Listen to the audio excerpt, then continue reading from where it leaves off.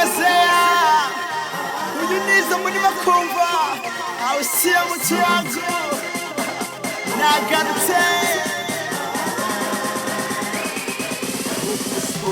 Isimise ukiri umujene Isimisha amaraso agishyushye Haguruka ubyine muhagurutse abyine Isimisha amaraso agishyushye Onja maisha ya ujana matamu ukipitwa na mazuri yoyo tusilaumu. Huu ni wakati huzea una hamu, jibambe siyo ngumu, hauhitaji utaalamu. Cheza cheza cheza cheza wapendeza, wacha uvivu, wacha kujilaza, wacha kuzuba, ukilala utapoteza. Bado we kijana, jifurahishe unaweza. Haijalishi we ni maskini au tajiri, jichangamshe ya kutosha, we usijali. Sahau shida za dunia, we jivinjari, hauhitaji gari wala mali.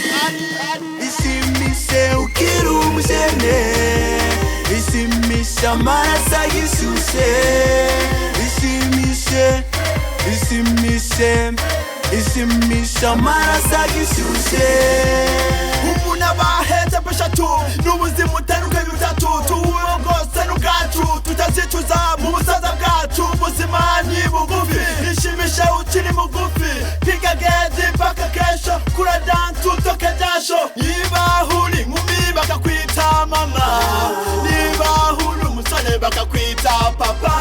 Ubuzima bw'ubujene uzaba uvuyemo, kwishimisha uzahita ubishingukamo. Ntibazongera kukwita hagaca mu nkoko, kandi uteruye hakana mu maboko. Amafaranga wajyanaga mu kabari kubyina niyo azajya agurira umugati umwana.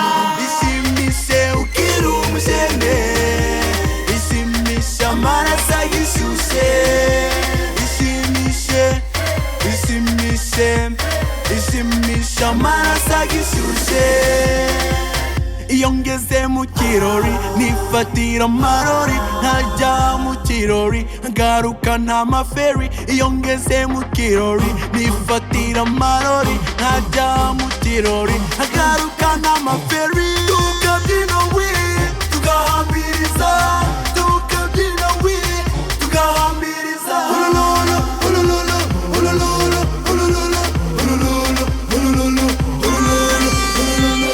Isimise ukiri umujene Isimisha amaraso agishyushye Haguruka ubyine muhagurutse abyine Isimisha amaraso agishyushye